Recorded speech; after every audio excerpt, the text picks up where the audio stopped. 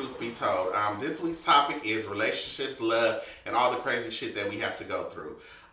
So we're just gonna start it out real quick and real honest. What do you guys feel about tops, bottoms, verse, shit, lick 'em low dykes, all that kind of all the I have a titles we question. have I have in a the question. I have a question. What is a trade? What is trade? Well, back in my day, see, I'm a little older than y'all. Trade back in my day just meant that you had a masculine boy that you basically did stuff for so he could give you some dick. Now, y'all run around saying trade, and I'll be like, girl, y'all paying for dick? Because every time I hear trade, back in the day, when the old girls taught me what trade meant, it meant that you just had a straight boy that if you gave him a little money, he'll pull that dick out for So you. you trade that. Yeah, you giving that Okay. trade. So what is today's meaning of trade? So y'all, honey, y'all just calling these little homo thugs trade, and I be like, girl, he was shablamming on Saturday, and he on your back on Tuesday, bitch. What is that? That's not trade. I always thought it was the second one. It wasn't no money involved. I never knew. But I'm just talking about the old school. Yeah, but time. you teaching me something. I never knew that. So. Like coming back from like my uncles and them, from the girls like in their 50s and 60s, trade really means that you got a boy that may not necessarily be gay, but because you do shit for him, he gonna do shit for you. Trade. I don't know why I was. Someone had told me that, or they got me to believe that it was someone who doesn't come off as the stereotypical homosexual, or doesn't basically. How do I say this? When you look at the guy, off tops, you want to say that this person he could possibly be straight, but you really get to know the person and he's gay. Like he like niggas. He like rough dick and fat man booty. But think about it, just how you said that. So for a white guy who didn't appear to be gay, would you still call him trade? No. Why not? Would you? It depends on how he lies. Yeah, You would call a white man trade. Yeah, I would call a white man trade because he's not giving me any type of feminine tendencies. He's not crossing it. He's not girl. He's not. Oh God! I feel like all that. It's called that straight acting. When I really straight, Yeah, but how do you act straight? Okay, so it's. But the you term just trade said yourself when you look at a guy, you can't tell he's gay. So what does gay look like? You're just associating gay with femininity. Because I know a lot of feminine boys that is way harder than any trade you could, baby. I know some girls, honey, I'll take them to go rob a bank with me before I even look at the trade. So, I mean, like, when you say trade, that's why I said from my definition of trade, from when I was coming up. Now, when y'all say trade, that's a different thing. Y'all call just the gay boy that wears some Jordans trades nowadays, honey. That is just gay boy Jordans, you know? So, just like trade, that's just like what defines a top.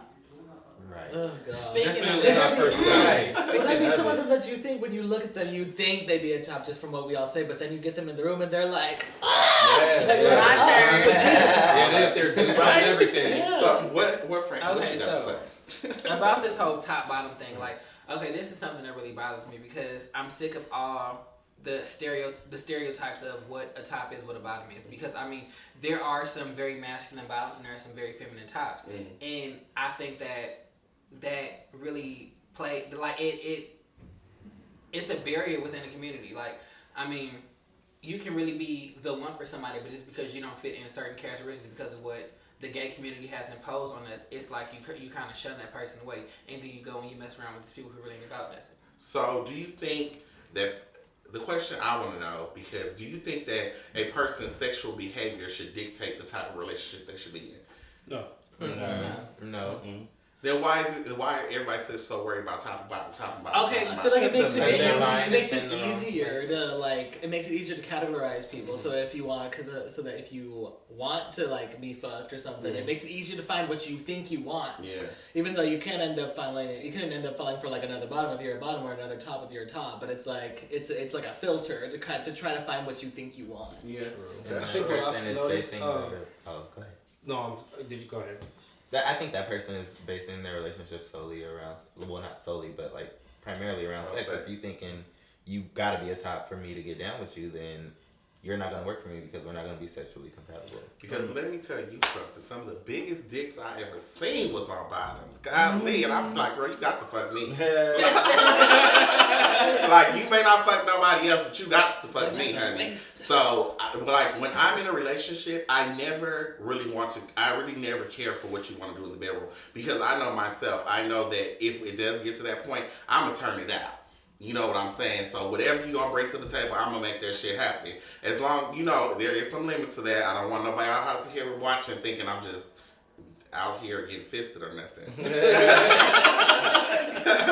But I always come from the school of that I will try to satisfy the person I'm with to the fullest of my ability. Because I don't want nobody else to kind of creep into my territory. So, I'm going to make sure everything happens. And I've been in relationships where I've either strictly been the bottom or strictly been the top. But I think my most successful relationships have been with men that are open about sexual discovery. And men that are open to play both those roles and be both sides of that coin. Okay. I want to pose a question to the group. So, is anybody here versatile in their sexual positions? Hell yeah. Okay, 3 of us. I'll be wanting to be, but you really have to turn me on for me to be versatile. Because originally I'm a bottom. I would call myself a bottom. Okay. But my dick ain't small, so it's like, I'll be wanting to top, but if you don't turn me on physically like that, then my dick won't get up for you. Okay, so, now, for the versatile ones in the group, as 3. So, would you let a feminine person top you? I have. Yeah, I mean, if you can turn it up right. Ooh. Okay, if you turn it right. Tear it. Okay, so... See, this is my thing, okay? In my mind, at the end of the day, we all men. You may want to hit the street with a Chloe bag and some tights on and give all them lip smackings in the public, but when I got my ass up in the air and you get ready to handle business, all that shit got it gotta kind of drop out. I ain't saying you gotta be DMX, but I don't want no titties on my back, okay? I'm just making sure we're on the same page. My next point. But that's my whole thing. I wouldn't mind having a sexual relationship with somebody who is very feminine or more feminine than what I appear to be, because I mean, in the bedroom, I'm not like this. I mean, yeah, you might feel these nails, but I mean, really, I'm not like this in the bedroom.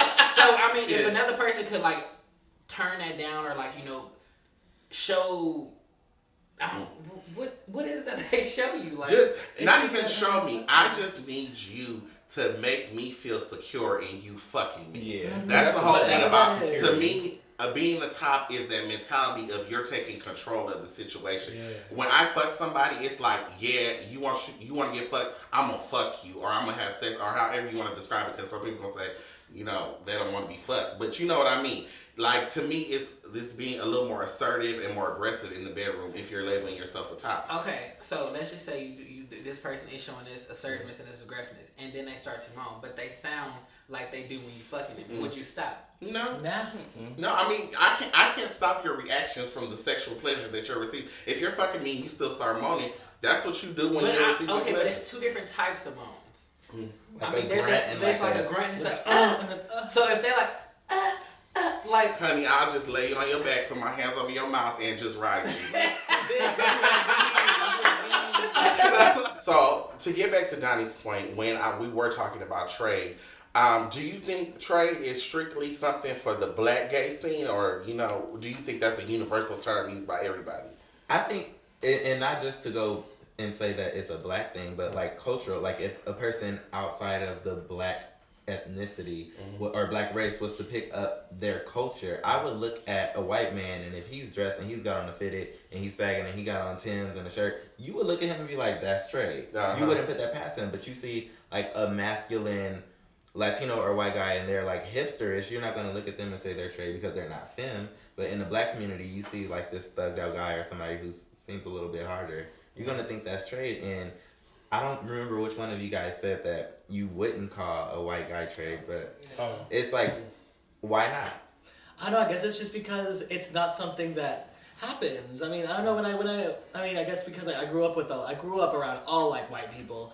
So I mean, even when when there would be somebody that was that you couldn't tell if they were gay or not, we just called them straight acting. I mean, I wasn't introduced to the term trade until I came out to LA. Yeah, I feel like trade is something that was born in the black I would consider community, that person trade depending on how much masculinity they're dispersing, like what it is that what their mentalities are, what their just their natural reactions to things, just how they operate in daily life. But Yes, they said bro a lot. see, Not so much that, but just me and my specific mentalities. Like I tried to not put too much girl out there and like all that bullshit, just because I want to have a certain I want to be poised. I feel like that's my way of being poised in life. So somebody who's not putting all the that and putting their pinky out when they're taking a sip of whatever they're drinking, or when they get really how do I say this? Feminine. Yeah, I guess you could When say they feminine. fag out. Well, not necessarily fag out. To me there's a difference between fag out and feminine, but that's something completely different.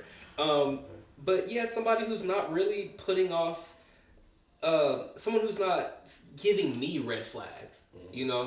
Somebody who's giving me red flags. That's like, oh, okay, well, the way he dresses, the way he talks, and it could be something little. Because I'm the type of person, I will pick you apart.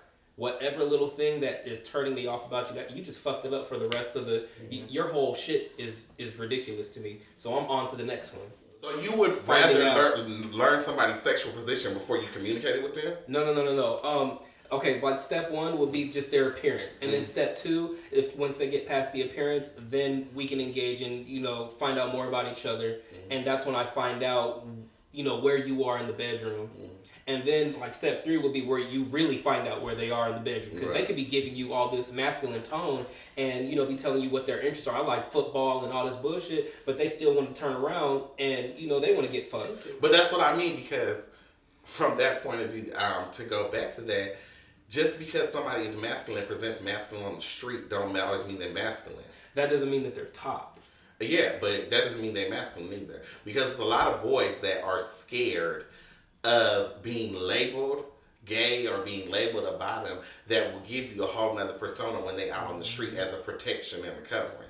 Exactly. You think it's the whole thing about being labeled a bottom, or do you think it's the whole thing of being scrutinized just for being gay in general? It could be. I think it's both. I consider it because being a bottom is correlated with being feminine, and if you're a bottom, people are going to see you as less masculine, which means you're still going to get ridiculed for being feminine. And like if a guy that was dressed up as trade or whatever masculinities you think are attractive was to come up to you personally and he's like, yo, I think you're cute, I know you don't approach people and I'm digging you, let's go out, and then y'all meet each other, y'all hang out, learn more about each other, and then turn out y'all both bottoms, will that relationship work out for you? That If y'all get the deal though, y'all can both. I mean, if that's the case, then I would sit that person down, and if I'm really feeling this person to the point where I can see myself falling for that person, I'd be like, look, neither one of us is gonna be poking one another. So, I mean, how do you feel about having the open relationship element to where we're like a jackpot for some top nigga? Hey. But I don't know. And this is my personal, I want to first say this is my personal opinion. No one has to agree with it. But I feel when you first enter into a relationship, my idea of relationship is building foundation, right? So if you're with a bottom, there's a lot of things that you can do with a bottom to be sexually satisfied with two bottoms being together. I don't think the first course of action should always be, oh, let's just open this up and let's just bring another person into it, because I feel that causes confusion. Being that I've been in a relationship for 3 years, which is to a lot of people a lifetime, when I was first ever younger, I would always be like, I would never bring nobody in my relationship. I would never ever do that. But as I've grown older and as I've got to know different men and I know that men's sexual appetites change, it's not like I'm just going to be like, it's a free-for-all path. We're going to discuss the shit. We're going to see where your mind is. We're going to see what your desires are, your fantasies are. And I'm going to work within that to satisfy you because you're my man. But I'm not just going to be like, oh yeah, let's get some motherfuckers up in here. No. Because I feel when we're first meeting, we're building that foundation. You're getting to know me past sex and my body. I'm getting to know you past sex and your body. So for us to just open the relationship, there's no relationship there. You just met that person.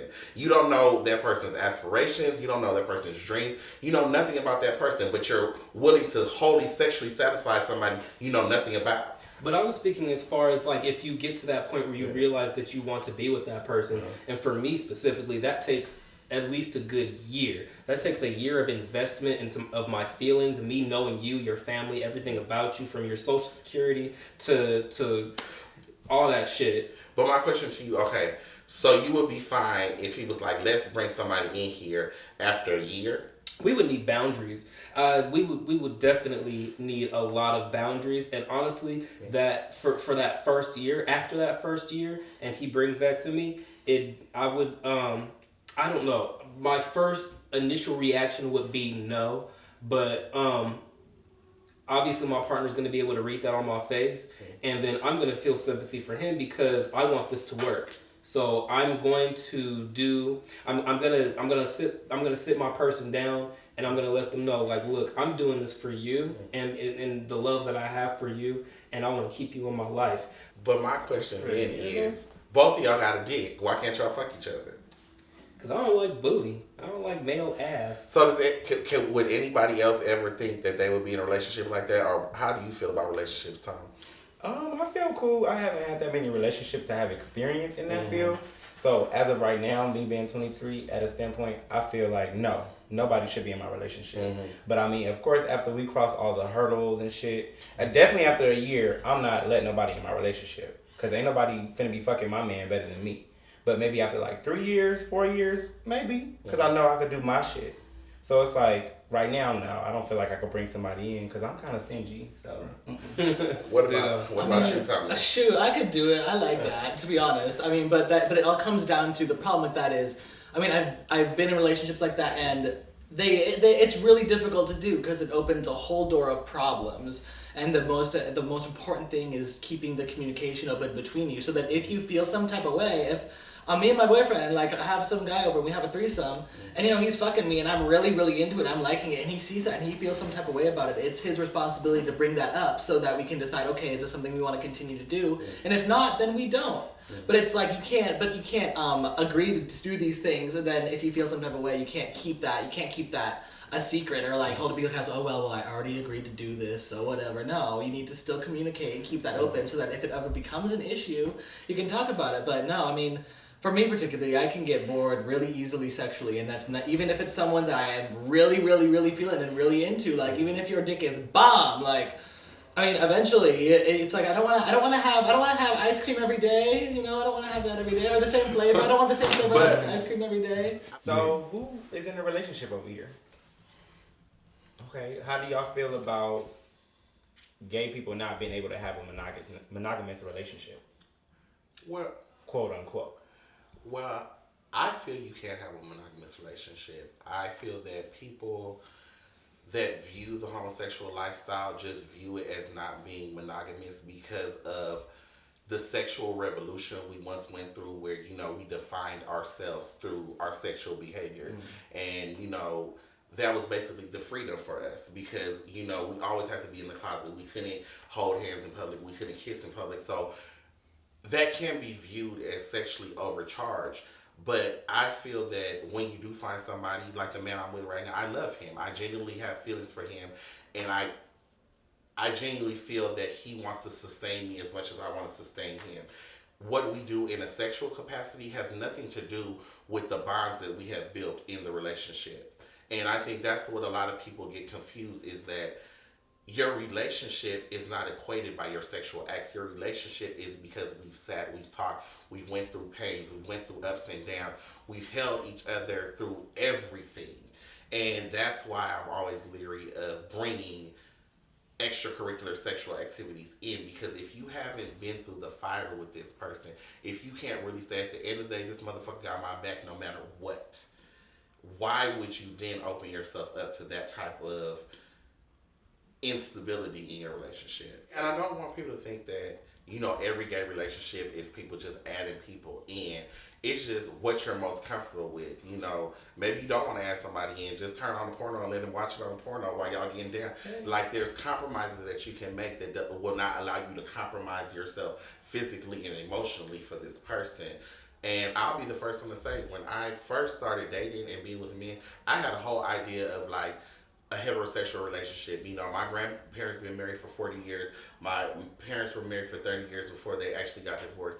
Like, so I come from a background of stability. I never knew somebody dating. My mama having different boyfriends, so I never knew that. So me, I was always programmed, when I find somebody I love, I'm going to struggle with them, because it is a natural struggle. Like Donnie said, to maintain the connection, maintain the bond, the ups and downs. You know, there's days that I walk into my house, I look at my partner, I'll be like, oh, your motherfucking ass is here. Like, why don't you go somewhere? I don't even want to see you right now. And then there's days I walk in and be like, oh, I love you so much. Come here. And he'll be like, get the fuck off me. Like, so it's always that kind of tug of war that happens in a relationship. And like, I will agree with Donnie. Some people are just not, they don't want to do the work. Okay, that's all our time for this week. Remember, tune in to Truth Be Told, and always, Let's fight back. let's take revenge. Bye.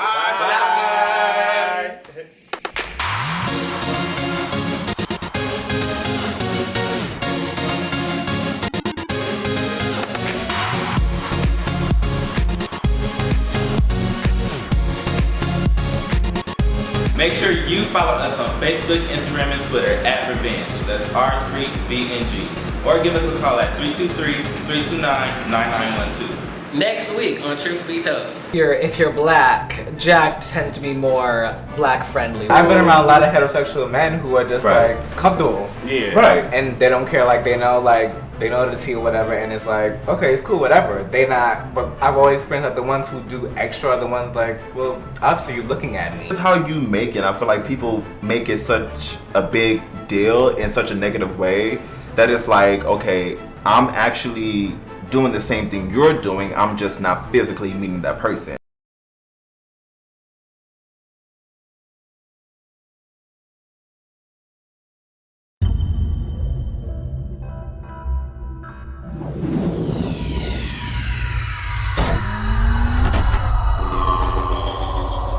Only on Bond TV.